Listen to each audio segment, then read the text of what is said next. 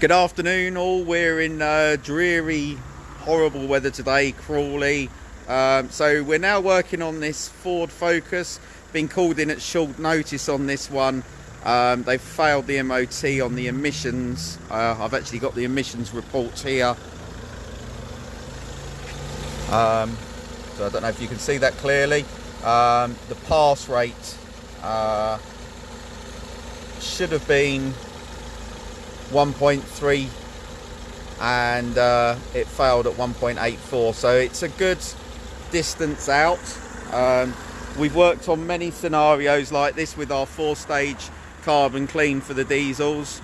That includes our hydrogen cleaning that's going on now, our injector cleaner, our chemical cleaner, and also our DPF regeneration aid. We then recommend the client goes for a good half an hour drive and then half an hour drive before the MOT as well, just to aid the clearing process.